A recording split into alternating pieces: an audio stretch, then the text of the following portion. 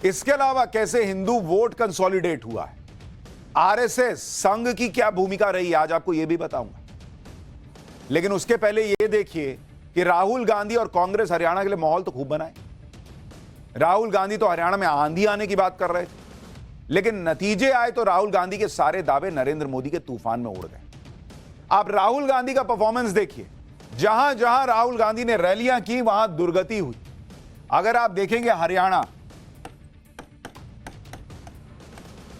यहां पर राहुल की रैली आपको दिखा रहा हूं, राहुल की रैली, जहां पर राहुल गांधी ने रैलियां की वहां पर क्या हाल हुआ।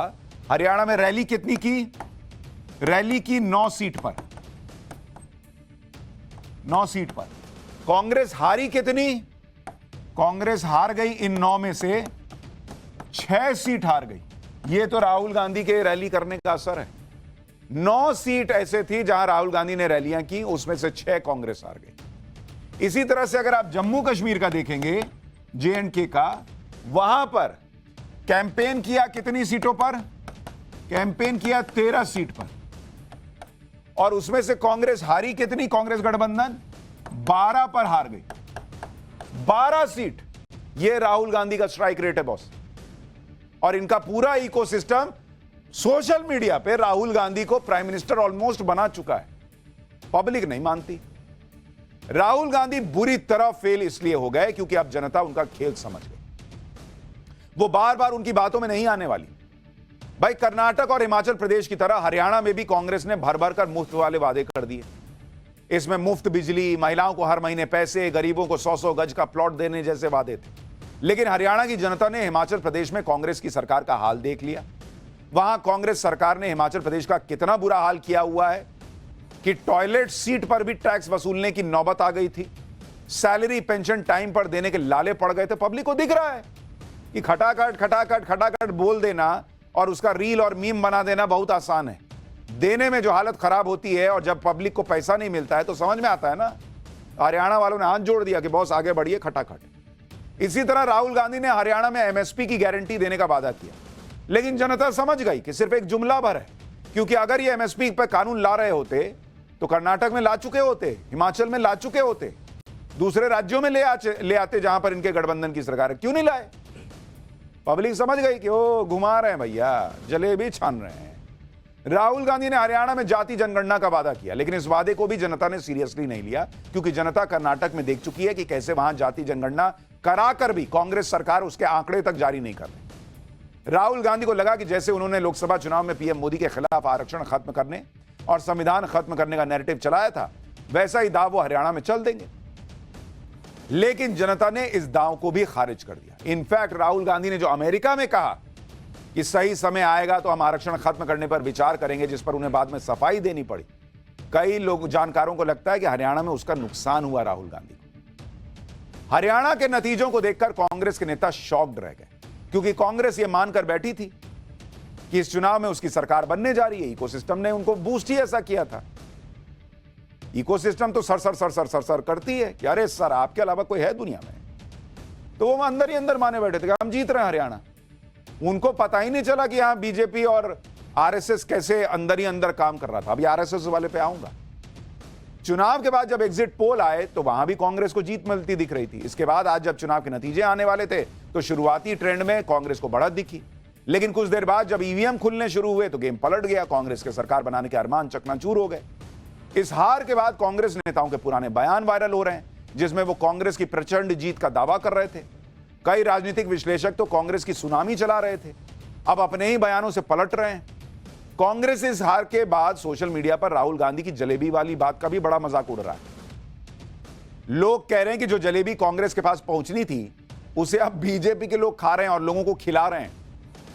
हरियाणा चुनाव के दौरान कांग्रेस की जलेबी बहुत ट्रेंड में थी, लेकिन नतीजों के बाद बीजेपी की जलेबी की चर्चा हो रही। इसलिए बीजेपी इस जीत का जश्न जलेबी के साथ मना रही है। अमूमन बीजेपी जीतती थी तो लड्डू खिलाती थी। इस बार आप देखिए, बीजेपी हर जगह जलेबी बांट रही है। राहुल गांधी को मैसेज दे रही है कि तुम्हारी जलेबी अब बीजेपी खिला रही है लोगों को। देश भर में बीजेपी के नेता जलेबी बांटकर इस जीत को सेलिब्रेट कर रहे हैं। हालांकि ये हलवाई वाली जलेबी है या फैक्ट्री वाली, कह नहीं सकता। लेकिन आज जब हरियाणा के सीएम नायब सिंह सैनी जीत के बाद मीडिया से बात कर रहे थे तो उनके साथ जलेबी दिखाई दे रही थी। वो अपने समर्थकों को जलेबी खिलाकर उनका धन्यवाद कर रहे थे। राजस्थान के सीएम भजनलाल ने तो अपने हाथों से जलेबी बनाकर बीजेपी के कार्यकर्ताओं को खिलाया। आज जयपुर में बीजेपी दफ्तर में जब सीएम भजनलाल पहुंचे तो उन्होंने हलवाई को साइड कर दिया, खुद जलेबी बनाने लगे। भजनलाल की तरह केंद्रीय मंत्री सीआर पाटिल ने भी अपने हाथों से जलेबी बनाकर कार्यकर्ताओं को खिलाया।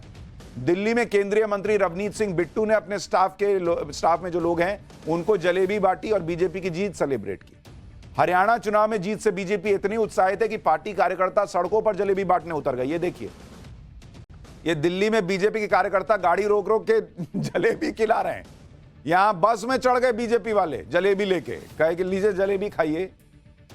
आमतौर पर चुनावों में जीत के बाद लड्डू बांटे जाते हैं, लेकिन इस बार देश भर में जलेबी का जलवा है। आज हरियाणा की जीत के बाद लखनऊ के कांग्रेस दफ्तर में जलेबी का ऑर्डर दिया गया था, लेकिन बीजेपी के दफ्तर में जलेबी बांटी जा रही है।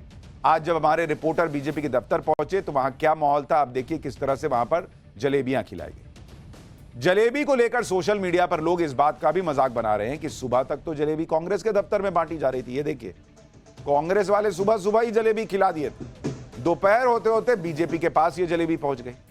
ये दिल्ली कांग्रेस दफ्तर की आज सुबह की तस्वीर है, जहां कांग्रेस कार्यकर्ता नतीजों से पहले ही जलेबी का आनंद लेने लग गए, लेकिन जैसे ही बाजी पलटी वैसे ही ये जलेबी कांग्रेस दफ्तर से गायब हो गई। इस वीडियो को लेकर लोग सोशल मीडिया पर कह रहे हैं कि कांग्रेस की जलेबी तो फीकी निकली, बीजेपी वाली जलेबी जो है वो असल मिठास वाली।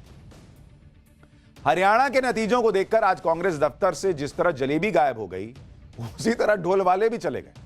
कांग्रेस वालों ने सुबह सुबह ढोल वाले बुला लिए, लेकिन नतीजे आए तो ढोल ही फट गया था उनका, मतलब इनका नहीं, कांग्रेस का। तो सोशल मीडिया पर यह वीडियो वायरल हो गया जिसमें दिल्ली के कांग्रेस दफ्तर से ढोल बजाने वालों को पैसा देके बोला कि अब जाओ यार, जब सीट ही नहीं आई तो ढोल क्या बजाओगे। सुनिए वो लोग क्या कह रहे हैं।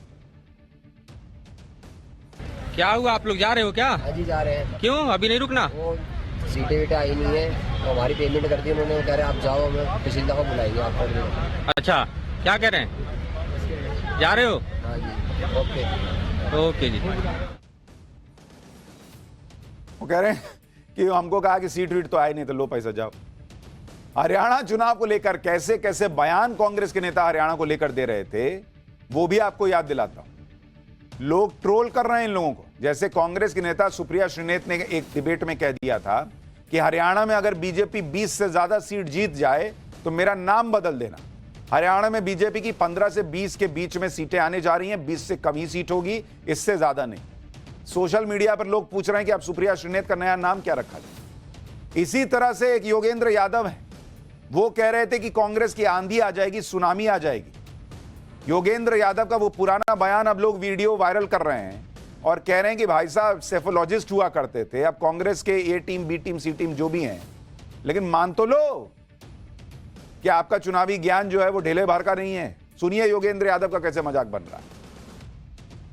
बहनों और भाइयों, मैं एक जमाने में चुनाव की भविष्यवाणी किया करता था। लोग मेरे से पूछते थे, इसलिए आज भी पूछते हैं, योगेंद्र जी बताओ इस चुनाव में क्या होगा। मैंने कहा जी इस चुनाव में 3 संभावनाएं हैं। पहली संभावना तो यह है कि पूरे हरियाणा में कांग्रेस की हवा चलेगी और उसको बहुमत आएगा। यह सही है या नहीं? फिर बोला कि भाई दूसरी संभावना क्या है? मैंने कहा दूसरी संभावना यह है कि हवा नहीं, कांग्रेस की आंधी चलेगी हरियाणा में। यह सही है कि नहीं है? फिर मेरे से बोले भाई ये दोनों के अलावा तीसरी संभावना कौन सी बच गई है? मैंने कहा तीसरी संभावना यह है कि सुनामी चलेगी यहां पे कांग्रेस की।